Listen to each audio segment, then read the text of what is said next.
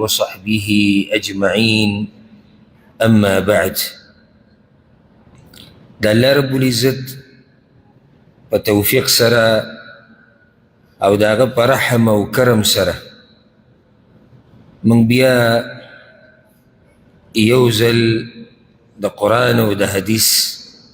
او د وعظ او د نصیحت او د درس او د بیان په دسترخوان باندې راجمع کیو،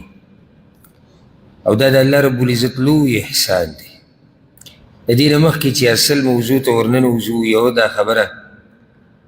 چې د الله رب العزت د دین نه بغیر نه موږ څه یو نه زموږ د ژوند څه ژوند دی. صرف په دې یو څو ورځو کې دا تجربه وشوه ما ته، تاسو ته، اوریدونکو لیدونکو ته، چې کله په ژوند کې وعظ او نصیحت نه وي او د دین خبرې نه وي د الله او د الله د رسول، نو هغه ژوند بیا تور تم شي. زه حیران شم هغه خلکو ته چې هغوی د سره د دین نه خبر نه وي چې دوی څنګه دا ژوند تېروي. او ګوره روزانه به ته دا خبره اورې چې یوروپ کې انګریزانو ملکونو کې یو سړي ځان مړ کو دیسي او بل ځان مړ کو دیسي او بل ځان مړ کو دیسي. د هغې یو وجه دا ده چې عقیده نشتی، دین نشتی چې هغه پې د ژوند تېر کړي. نو زه سوچ کوم چې دا کم سړی چې ځان ته مسلمان وي او د الله د دین نه لري او سهار ماښام په ګناهونو کې، چې د ده دا به څه ژوند وي. او راشي اکثر دا خلک تپوس کوي، په مخه دا تپوس دی ما ته د ټینشن بیماری ده او د ډپریشن بیماری ده او ما ته دغه دی او داسې دی او سکون نشته، راحته نشته. لویه وجه هغه په خپله زموږ چې کوم اورېدونکي دي لیدونکي دي هغوی تجربه کړه په دې یو څو ورځو کې. هغه وجه دا ده د الله د دین نه لرې کېده. څومره چې د الله د دین نه لرې کېږي نو دا خبره په زړه باندې ولیکه، ستا د ژوند نه به سکون او راحت هغه ختمېږي. په ژوند کې سکون په پیسو سره نه راځي، که په پیسو سره راتله ډېره مزه به وه. اکثر خلک چې موږ پسې فریاد راوړي د دې چې سکون په ژوند کې نشتی، هغه پیسو والی. پیسو والا وایي زما په ژوند کې سکون نشتی. که ژوند ته سکون په ښځو او په بچو سره راتلی مزې به وي. که ژوند سره سکون په ډېره مزدورۍ راتلی، پښتانه به ټول په سکون باندې، ټول سختې مزدوریانې کوي، ټول سهار ماښام منډې وهي، ښه نران دي، ښه ځان د رزق دپاره درک لګوي، او دا نرتوب دی. سکون صحیح ده په دغه شینو باندې راځي، خو هغه څه پرسنټیج دی. که پیسو سره سکون راځي څه نه څه، بچو سره، ښځې سره، کور سره، مزدورۍ سره، ورزش سره، هغه څه نسبه ده، څه پرسنټیج دی. بیا هم خالي ځای پاتې کېږي چې موږ د هغې په درک کې یو چې دا خالي ځای ولې پاتې دی، ولې ما ته د سکون پوره نه میلاویږي. صرف زموږ دلته دا کېناسته زما په دې کرسۍ باندې او دا خبرې شروع کول او ستاسو کېناسته او دا خبرې اورېدل، د تاسو نه تپوس کوم چې په دې لږ وخت کې څه سکون زړه ته میلاو شو که نه. دا لا داسې نه دی چې موږ یو سمې خبرې کړي دي او موږ عملي کړي، نه، هغه لږ وخت، یو څو منټه انسان نه د دنیا هغه ټول غمونه او ټینشنونه او هر څه هیر شي او الله ورته مخې ته شي، آخرت ورته مخې ته شي، هغه کوم حقیقت دپاره چې الله پیدا کړی دی هغه ورته مخې ته شي. هله ژوند ته سکون او راحت راسي. نو ژوند د دین نه بغیر هغه تورتم دی، ورب الکعبه تورتم دی. او د دینی مصروفیاتو نه چې زه لږ لرې شوم د څه عذر د لاسه، اگر که بعض ځایونو کې بیا هم هغه زما درسونه وو، خو یعنې چې ته رښتیا ووایم لکه د ځان راته ناشنا ښکارېدو چې زه څوک یم. ځکه چې کله دې زموږ نه د الله دین لرې کړو که نه، موږ هېڅ هم پاتې نه شو. او دا موږ چې څه یو د الله په توفیق او د الله په رحم او کرم سره او په دې سره چې الله موږ له اسلام را کړی دی، که دا یې زموږ نه لرې کړو موږ څه شو؟ هېڅ هم نه یو. که موږ کینو د صحابه کرامو شان بیانو چې پلانې او پلانې، نو پلانې او پلانې نه څه را دین لرې که د هغه به څه شان پاتې شو، څه عزت پاتې شو. که موږ د نیکانو خلکو باس کوو، که موږ د علماو تذکره کوو، ته د دوی نه د دین او علم دا لرې که د څه پاتې شو؟ نو الله دې نه کي که چېرته د یو کس نه دا دین لرې شي او دی دې دین ته شا کي، نو اولنۍ خبره دین ته تاوان نه میلاویږي. دا خبره خو ګراول ولیکه. چېرته زړه کې دا رانه ولي چې زه دیندار یم او یو دین چې دی هغه په ګټه کې دی. که یو سړی ورته شا کي نو دین نه تاواني کېږي. دویمه خبره تاوان سراسر ستا دی، سراسر تاوان هغه ستا دی، هغه ستا د بچو دی، هغه ستا د ښځې دی، هغه ستا د کوړمې دی، هغه ستا د معاشرې دی. چې څومره موږ د دین نه لرې کېږو نو موږ معاشره اینو چې هغه کم طرف ته روانه ده. او زه درته په الله قسم خورم چې یو څو ورځې چې ما په ملک کې تېرې کړې نو هلته ما دا خبره محسوسه کړه چې دین په مشرق کې دی او موږ په مغرب کې.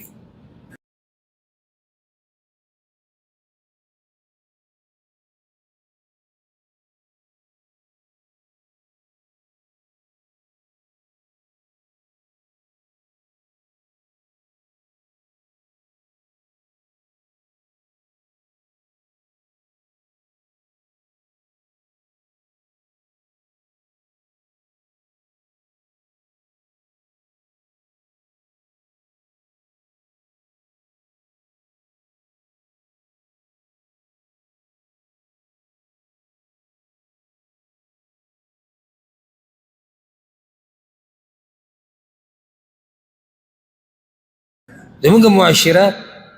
د دین نه ډېره لرې شوې ده، ځکه هغه معاشره ګډه وډه شوې ده. معاشره د الله د دین نه لرې شوې ده. معاشره ګوره په یو ځای د الله د دین نه نه لرې کېږي، خو فرد چې زموږ ژوند د الله د دین نه بغیر هغه هېڅوک نه دي. او الله دې موږ د مرګه پورې په دې دین باندې قایم او دایم لري. او الله دې موږ له مرګ په هغه وخت کې راولي چې کله الله زموږ نه راځي. دویمه خبره زه ډېر زیات خوشحاله شوم په دې باندې چې دا څومره وخت چې درسونه نه وو او بیانونه نه وو، ما ته په مخه میسیج راتلی. که هغه د سوشل میډیا هر لاره ته راوالي په هغې به ما ته میسیج راتلی، درس به کلی، درس به کلی، درس به کلی، درس به کلی، بیان به کلی، درس به کلی. دې خبرې زه خوشحاله کړم چې الحمدلله موږ ناامیده نه یو چې نه زموږ معاشره بلکل تباه شو، نه معاشره کې ښه خلک شتي. معاشره کې هغه خلک شتي چې هغوی نصیحت ته په شوق کې دي، د الله او د الله د رسول خبرې اورېده غواړي. هغه زنانې دي که نارینه دي که مشران دي که کشران دي که هغه تعلیم یافته دي او که هغه بې تعلیمه دي، هرې طبقې خلکو الحمدلله رابطه کړې وخت په وخت، کله به درسي کله به بیاني، او دا د خوشحالۍ خبره ده. ځکه یو سړی ډېر خلک په دې انتظار دي چې کله به نوی فلم راځي، ډېر خلک په دې انتظار دي چې کله به نوي سندره لانچ کېږي، ډېر خلک په دې انتظار دي چې نوی د فوټبال د کرکټ میچ به کوم ځای کېږي، ډېر خلک په دې انتظار دي چې پهلواني او کشتۍ نوی قسط به کله راځي، ډېر خلک په دې انتظار دي چې پلانې ټیک ټاکر پلانې مشهور هغه به کله راښکاره کېږي او کله به هغه ګډې وډې زموږ په مخ کې وي او کله به هغه بدې ردې وي او موږ به یې ګورو. او په دې خلکو کې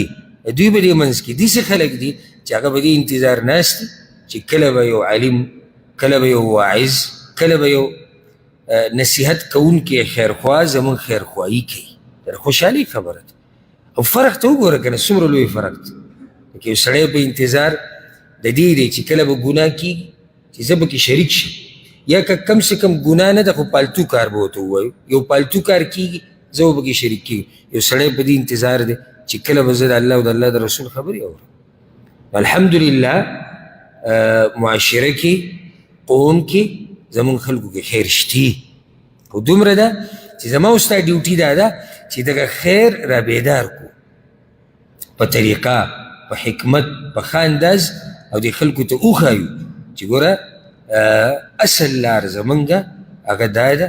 او اصل مقصد زمونږه چې د څه دپاره الله پیدا کړي هغه دا مقصد دی. دوه خبرې اوله کې. د هغې نه بعد مختصر د یو سوال جواب.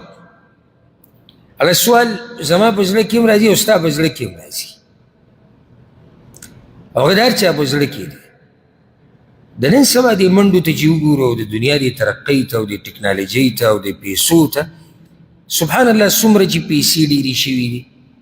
پخوا دومره پیسې نه وي څومره چې اوس دي دې کې شک نشته دا ټکنالوژي نه وه کومه چې اوس ده دا ترقي په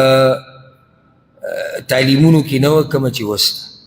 او هر باب ته چې وګورې به کې ترقي شوې سره د دې یو سوال زموږ په زړه کې دی هغه سوال دا دی چې زموږ په دې وخت کې برکت ولې نشته ستا زړه ته به سوال کیدی چې نه راغلی ستا وخت به برکتي زما زړه ته خو دا سوال سهار ماښام راځي چې زما د ژوند کې او د وخت کې برکت ولې نشته څه چل دی دا وخت داسې بې برکته دی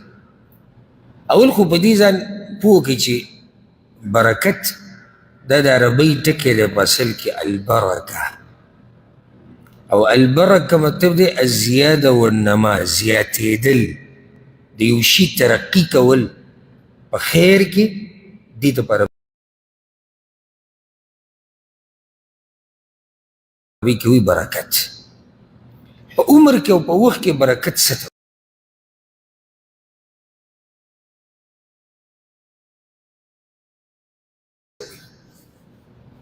لکه د بعضو خلکو ذهن ډېر وړوکی دی چې کله زه دا ووایم چې په وخت کې برکت نشته هغه وایي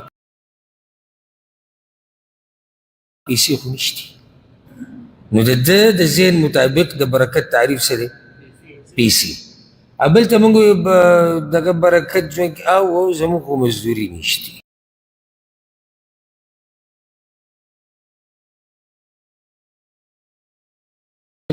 د دې ټولو دا سوچ د دې ټولو دا سوچ د برکت په باره کې دا غلط دی دې کې برکت کوم ځای کې ماته راووایي څلېرویشت ګنټې زما او ستا په ژوند کې تېرې شي ختمې شي ما ورته دې کې څه وکړو وخت ګوره قیمتي کېږي په دوو کارونو سره اصل چې وخت قیمتي کېږي اصل اگر چې دا وخت ستا د الله دپاره ولګي دې کې خو شک نشته دا خو هر مسلمان باندې خو که دغه مرتبه کې نه نو بیا هغه وخت په دې پسې قیمتي دی چې ته پکې ځان له څه دنیا وګټې حلاله دنیا پکې ځان له وګټې دا هم قیمتي وخت دی خو چې یو سړی ژوند یې داسې شي چې هغه دین خو تلې راغلی دی الله دې زموږ په حال رحم وکړي لکه که زه اوس سوال وکړم د ځان نه او بیا تاسو نه چې څلېرویشتو ګنټو کې د پرون د شپې د نهو نه حساب کړه د اوسه پورې تا د دین دپاره څه کړي دي نو ډېر عجیبه عجیبه جوابونه به زه واورم هر سړی د ځان له جواب ورکړي د دې نه به ته اندازه ولګوې چې ستا په عمر کې برکت شته که نشته دا ما تاسو ته نن یو تله کېښوده ښه د برکت معلومولو دا تله ده ته صرف دا څلېرویشت ګنټې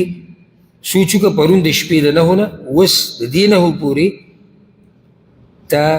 په دیندارۍ کې او د دین دپاره او د الله دپاره یې څه کړي ځان له جواب ورکړي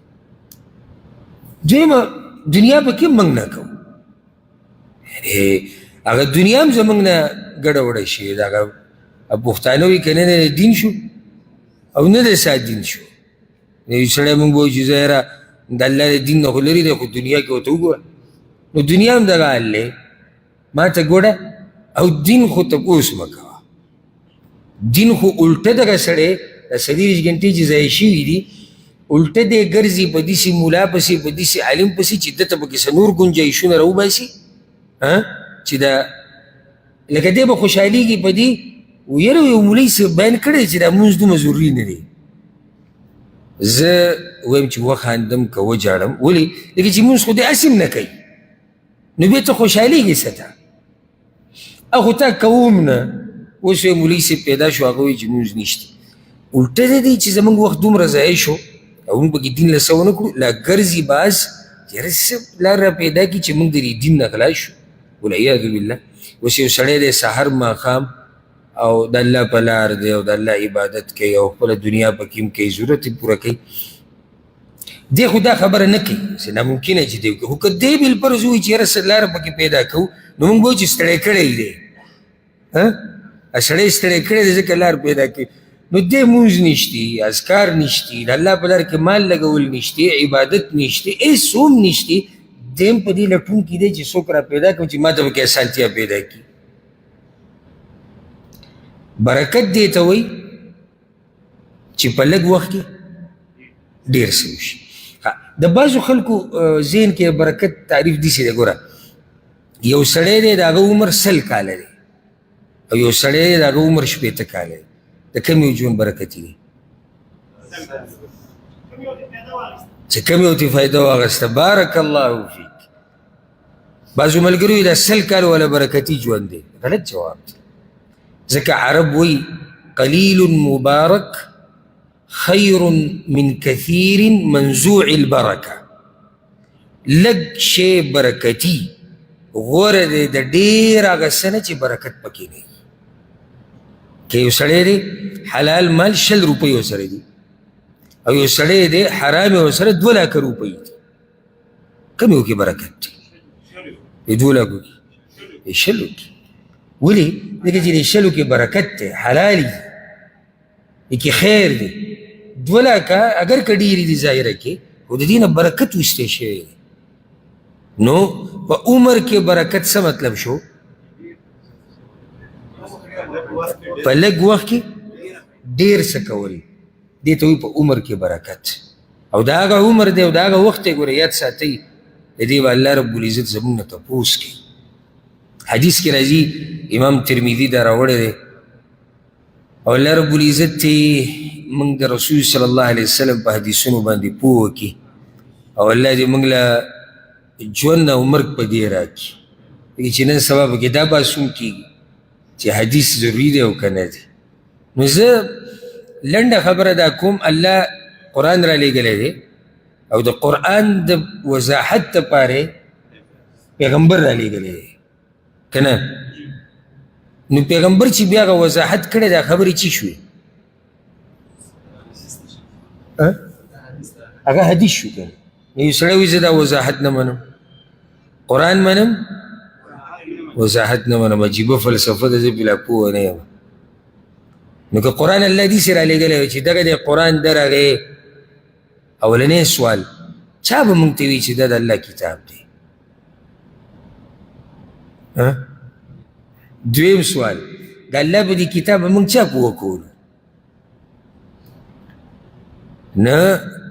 ځکه دا خبره یاده کوي، دین نوم د څه دی؟ قرآن او حدیث.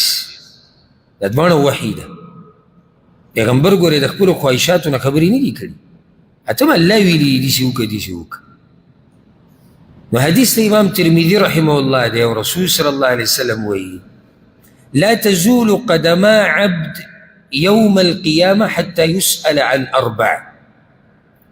د بنده خپې د حساب کتاب د زینه د هغه وخته پورې نشي خوځېدی چې تر څو ته د 4 خبرو تپوس نه شي.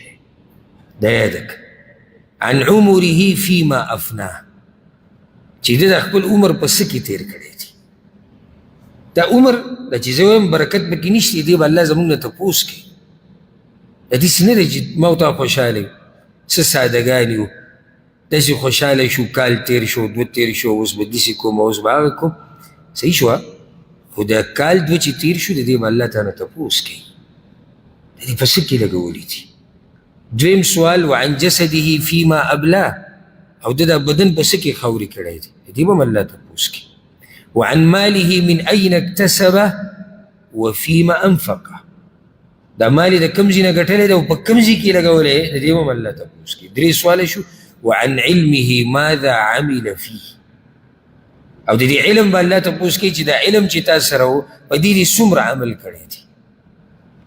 نو دا مختصر ژوند چې زمونږ کم دی د دې به الله زمونږ نه تپوس کوي. او مختصر مې ورته په دې ووي چې موته چې به کوم امت کې پیدا شوي یو که نه، رسول الله صلی الله علیه وسلم وایي، امام ترمذي امام ابن ماجه دا حدیث راوړی دی، اعمار امتي ما بین 60 الى 70. زما د امتیانو عمرونه به د 80 نه 90 په منځ کې. واقلهم من يجوز ذلك، او ډېر لږ دي په دې زما په دې امتیانو کې چې هغه به د 90 نه اوړي. زما خو ستا ټوله کیسه ګورې د 80 نه 90 منځ کې ده. او هغه وخت هم تللی هغه چې خلک 80 ته انتظار کوي. او د مرګ دا خبرونه چې اوري د 40 کالو مړ شو، د 45 مړ شو، او د 15 پورې نږدې ورځو کې زموږ یو ملګری وي درس کې به کېناستو، الله رایاد کو، ډېر قدرمن ملګری و زمونږ، درس ته به کېناستو مخکې ورځو کې ګاډي و مړ شو دلته، او د هغه عمر به چېرته 40 15 33 داسې به و. الله دې وبخي، الله دې پرې رحم وکړي، او الله دې ورته د آخرت هغه سفر اسان کړي، او الله دې هغه بچو له صبر او اجر ورکړي. نو چې یو سړی په دې ځوانۍ کې مري، یعنې اوس هغه هم نه دی چې یاره موږ ډډه ولګو چې 80 ته به رسو، خو 80 نه 80 منځ کې قصه څه ده، هغه سخته ده. او زه به درته یو حدیث ووایم، ډېرو خلکو به نه یې اورېدلی، ښه د دعوې سره یې وایم، او کېدای شي د ډېرو کې مولیان هم راځي، ډېرو مولیانو هم نه یې اورېدلی. امام ابو یعلا دا روایت راوړی دی، او شیخ الباني صحیح کړی دی سند. رسول الله صلی الله علیه وسلم وایي معترک المنایا بین 60 الى 70، د مرګ د راتلو چې کوم ځای دی او په کوم ځای چې معترک په عربۍ کې د جنګ ځای ته وایي، د جنګ ځای، موضع القتال، په کوم ځای کې چې جنګ کېږي عرب هغې ته المعترک وایي. وایي د جنګ ځای چې دی د جنګ هغه د 80 نه 80 په منځ کې. دا جنګ د څه دی؟ د 2 کسانو دی، د ژوند او د مرګ، د ژوند او د مرګ مین ځای چې کوم د جنګ دی هغه د 80 نه د 80 په منځ کې دی. دا خبره رسول صلی الله علیه وسلم کړې ده چې هغه 80 کاله هغه مختصر ژوند ما ورته داسې تېر کړو چې په څه پوه نه شو پکې، نه دین نه دنیا، نه په الله ځان وبخو، نه نیکیانې ډېرې کړې، دا څه ژوند شو؟ او هسې یو فایده به ته ذکر کړمه. هغه فایده دا ده چې یو کس مانه تپوس وکړي چې ولې دې امت د عمرونه لنډ دي. بعض به وایي دا چې په ژوند ډېر مین دي ارمان چې هغه نوح علیه السلام د وخه قیسه وی 1000 کاله، څومره مزه به یې کولې، 1000 کاله به و، زوی به دا 200 کالو، نوسی به 500، څومره خوند به یې کو، بیا به هم نه مړېدي. که په رښتیا په هغه امت کې وی که نه، نو موږ ویلی چې یاره 2000 3000 کاله وی،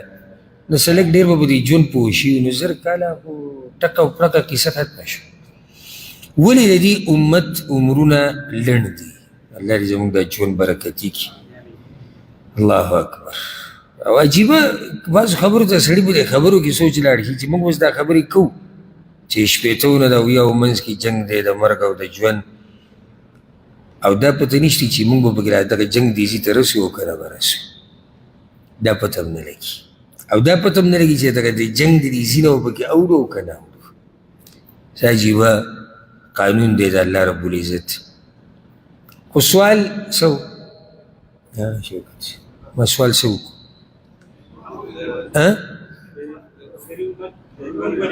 ولې زموږ د عمرونه کم دي؟ زه به داسې مختصر یو 4 نقاطو کې دې جواب ووایم. یو، بعضو علما ویلي وي دا د الله رحمت دی په دې امت باندې. څنګه رحمت دی؟ 80 کاله ژوند، وایي که ژوند یې اوږدېږي بیا چې نافرمانیانې او ګناهونه ډېرېږي، او چې نافرمانیانې او ګناهونه ډېرېږي هلته بیا عذاب سختېږي. دویم جواب د دې چا دا کړی دی، وی دا د الله رحم دی په دې امت باندې چې د دوی حساب کتاب د قیامت پورې رسېږي. لکه چې هلته موږ سره حدیث تېر شو چې د دې عمر به تپوس کېږي. دریم جواب یې دا کړی دی، وی دا الله دې دپاره د عمر کم کړی دی چې دوی کوشش ډېر وکړي. څنګه کوشش ډېر وکړي؟ لکه اوس ته مسافرۍ لره ووتې او تا ته داسې وویلی شو چې تا سره 2 کاله دي بیا به واپس ځې، ته به 2 کالو کې څه کړي؟ ښه خوب به کوې او ښه چکرې به لګوې که نه، داسې حل به وکړي چې سم تباهي به وکړي. ولې؟ وخت لږ دی، 2 کاله دي. بیا وی ما ته وایي چې ته بیا دې ملک ته نه راځې، صرف 2 کاله دي. تا ته رب ویلي دي د 80 نه 80 منځ کې قصه ده، ما ورته بیا موده پراته ده. د دې لپاره چې کوشش وکړو. درې وجې شوې. څلورمه، وی الله چې د دوی نه دا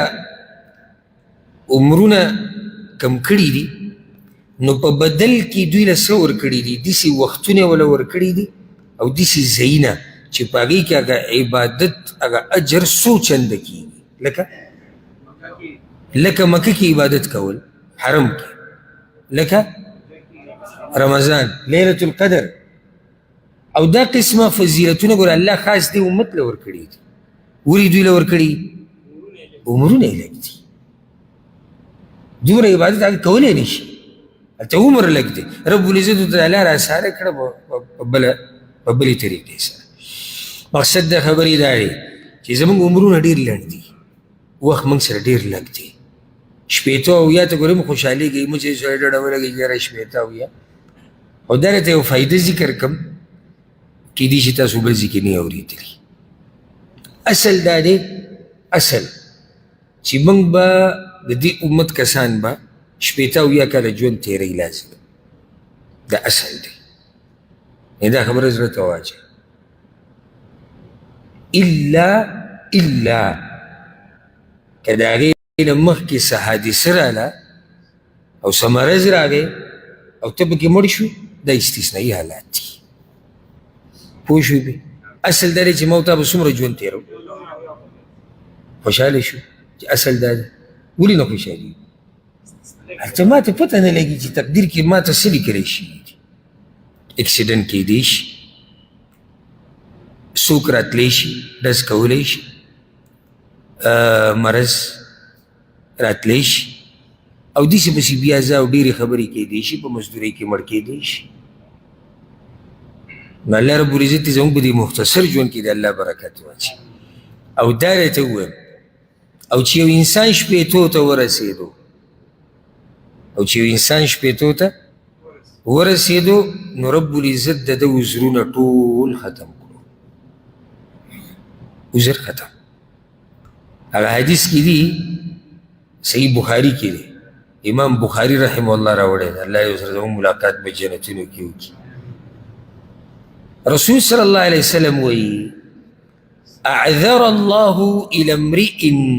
اخر اجله حتى بلغه 60 سنه الله رب العزت دا هغه سړي وزرونه ټول ختم کړو چې ژوند یې وله ورکو دې شپېتو کالو ته ورسېدو هسې تاسو ته تپوس کوم څه وزر پاتې شو څه وزر شته شپېته کاله بعد به هم ته الله ته وایي چې زما سره دا وزر دی زه خو وایم شپېته خو الله رب العزت کریم دی چې په شپېتو کې وزر ختموي یعنې که رب العزت ویلی وایي چې یو سړی 13 کالو ته ورسېږي د وزرونه ټول ختم شوي دي 13 لا ډېر دي د نن سبا ماشومانان په ښه او بد باندې پوهېږي نه پوهېږي چې دا کار ښه دی او دا بد دی دا قرآن دی او دا حدیث دی دا ګناه ده دا عبادت دی نو عذر موږ سره څه پاتې شو عذرونه ختم شوي خو دا د رب العزت مهرباني دی چې شپېتو کالو ته څوک ورسېدو نو د ده عذرونه رسول صلی الله علیه وسلم څه شو ختم شو او قرآن کې الله رب العزت دا خبره ذکر کړې ده په سورت فاطر کې الله رب العزت دا خبره ذکر کړې ده د جهنمیانو مبارک کې وهم یصطرخون فیها او جهنمیان به چغې وایي په جهنم کې ربنا لا اخرجنا یا الله موږ راوباسه د دې جهنم نه د دې اور نه ولې نعمل صالحا غیر الذي كنا نعمل چې موږ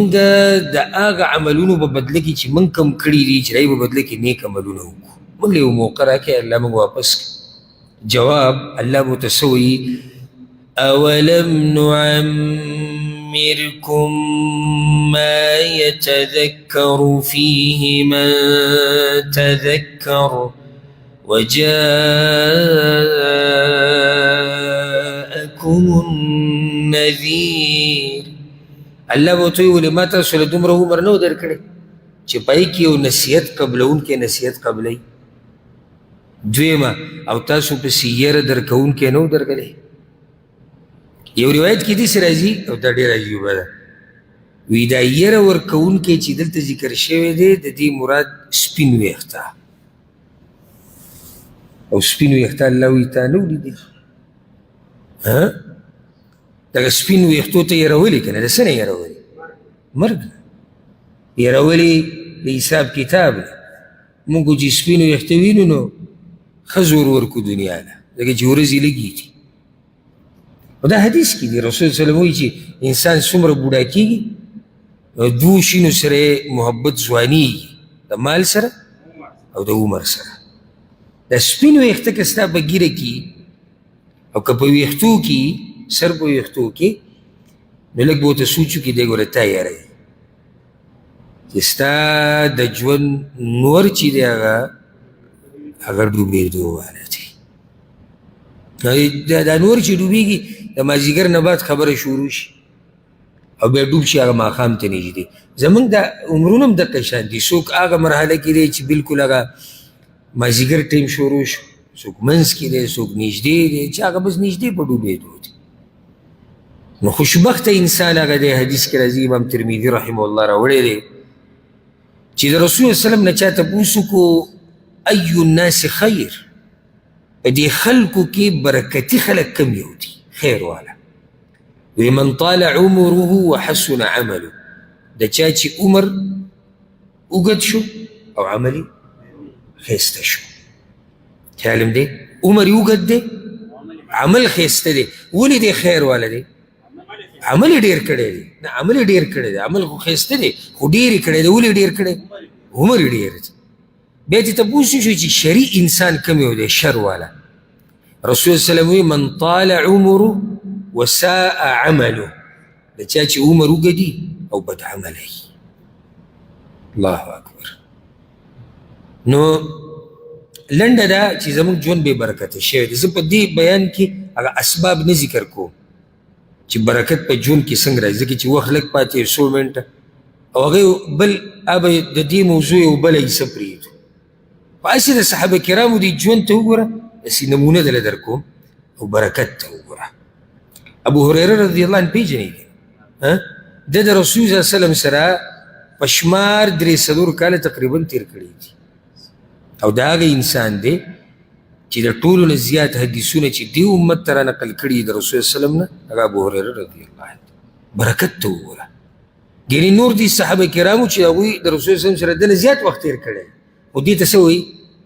دې ته وایي برکت سعد بن معاذ خو پیژنې که نه رضی الله عنه څه خاصیت دی د هغه د هغه د مرګ سره د الله عرش خوځېدلی و سعد بن معاذ چې کله اسلام قبول کو نو د هغه 13 کاله عمر او چې کله مړ کېدو 14 کاله و په دې 6 کالو کې هغه څه وکړي چې د هغه د مرګ سره د الله عرش خوځېږي دې ته برکت وایي زمونږ که به ګملا ټیټه شوه که ویښته سپین شو تبدیلي خو پرېږده چې ژوند کې راغلي کله داسې نه وي شوي چې پرون ښه و او نن د هغې نه خراب شوي پرون لږ دینداري کې ښه و نن هم دینداري د هغې نه به کته تېرېږي امام بخاري رحمه الله امام بخاري ژوند تقریبا 4 شپېته 5 شپېته دې خواوشا کې دا د هغه ژوند و په دې کې هغه صرف صحیح حدیثونه چې کوم را جمع کړي دي چې د رسول صلی الله علیه وسلم نه دې امت ته په سند سره رسېدلي دي 1,00,000 حدیثونه هغه را جمع کړي دي صحیح یا ضعیف نه یادوم ضعیف خو د بې شماره یاد یحیی ابن معین رحمه الله دا یو مشهور امام تیر شوی دی عجیبه خبره ته زده کوم دی وی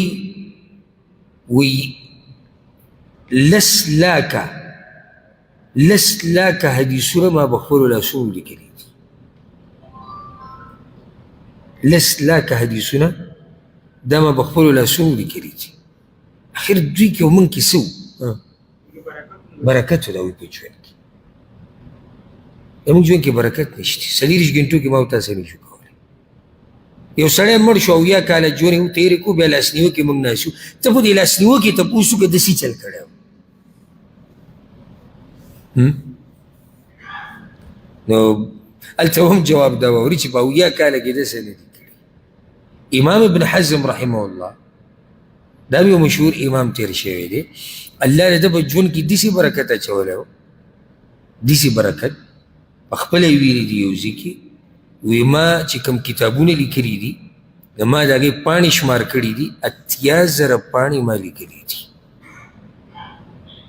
80,000 پاڼې یو سړی په ژوند کې لیکي اخر زه به د ژوند کې به هم څه برکت وي که نه نو خبره دا ده چې زموږ د ژوند نه برکت هغه تللی دی او لویه وجه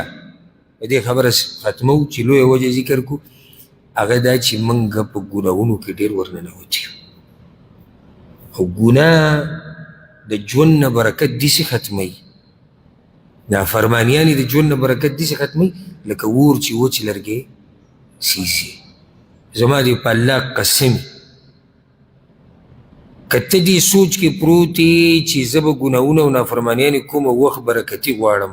زما دې په الله قسم وي که تا په ژوند کې برکت ورېږي ځکه چې ته داسې دوه شیونه جمع کوې چې هغه جمع کېدی نه شي لکه یو طرف ته زه وایم زه به د الله نافرماني کوم بل طرف ته د هغه الله نه غواړم چې دغه د نافرمانۍ په دې وخت کې ما ته برکت واچوه هسې دا کېدی شي چېرته مونږ ګناهونو خراب کړي هغې د لاسې زموږ ژوند هغه بې برکته شوی دی زمونږ ژوند په پالتو کارونو کې تېر شو زه دا وایم زه یم هغه هم کامیاب دی ما راته په اول سر کې وي زه یم هغه هم کامیاب دی چې دا خپل وخت لا د دنیا دپاره ګټور کړي زه صحیح ده دین خو یې پکې ونه کړو او دا یو تاوان دی خو دومره دی چې د هغه تاواني نه ښه دی چې نه دین دی نه دنیا ده یو سړی د خپله مزدورۍ کې وخت ولګو ښه کار دی مزدوري به کوي رزق به ګټي یو سړی تجارت کې وخت ولګو سره د دې چې د الله دین هم کوي زه هغه خلک یادو موږ وایو دا ښه خبره ده خو چې یو سړی نه دین شتي نه دنیا شتي سهار ماښام ټیک ټاکې دي موبایلې دي فحش فلمونه دي سندرې دي ګانې دي هسې دې وخت ته څه وی دا برکتي وخت دی یعنې که د دې په ځای زه یم چې ده چېرته ځان له یو 2 روپۍ ګټلی وی دا روپۍ ته هم لرکوي زما په نصیب کې نشته او دین هم دی نه کوي بې دینه دین نه لرې که نه دې په ځای چې په دین کې دا وخت استعمال کړی وی په دنیا کې استعمال کړی وی هر څه ګټه به یې کړې وي دین او دنیا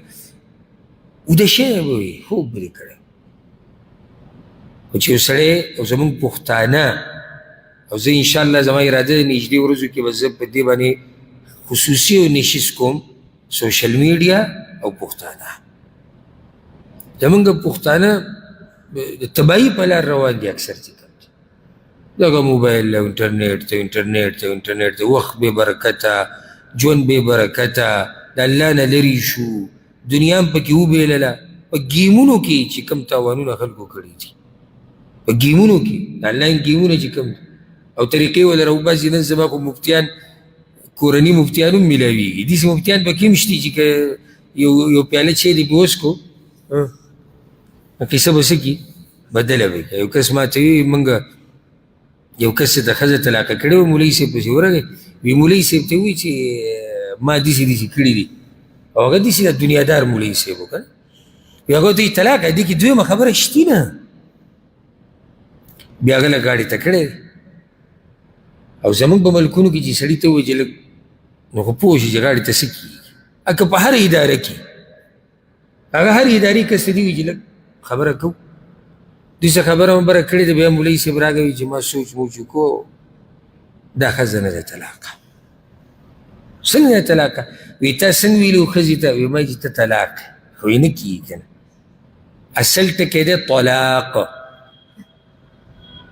چې تا ویلی وی چې ته طلاقه یې نو بیا څه یو تا خو تا ویلی دی او دا دی طا نو تا طلاق ویلي طلاق خو بروۍ کې سره شتي ده دا ښځه نه ده طلاقه دا ګیمونه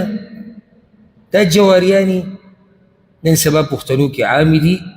په ډېر افسوس سره دا خبره کوو او هغوی زموږ دا ځوانان لیوني کړي دي لیوني شي ما قصې واورې ما ولیدو هلته ځوانان لیوني شوي دي ولې وایي ده پکې 10 لاکه بېللي او د 6 لاکه بېللي د 15 لاکه بېللي ده د پلار نه ګاډی بولې هغه یې پکې خرڅ کړی جواري ښه آنلاین جواري او نوم ولا څه ورکړی ګیم زه ګیم کوم نه نه نه موږ خو ګیم هغې کې پوینټونه وي هغې کې کوینونه وي زموږ وخت ټول لاړ په دې کې ضایع شو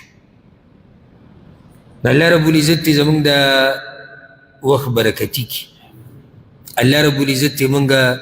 د هر قسمه ګناه نه او د هرې نافرمانۍ نه دې الله رب العزت موږ لرې کړي او الله رب العزت دې زموږ د زړونه دین او دیندارۍ ته کولاو کړي او الله رب العزت دې څنګه چې موږ دلته راجمع کړي یو دغه شان دې الله موږ او زمونږ مور او پلار او مشران ټول دې الله په جنتونو کې رايوځي کړي هذا والله اعلم وصلى الله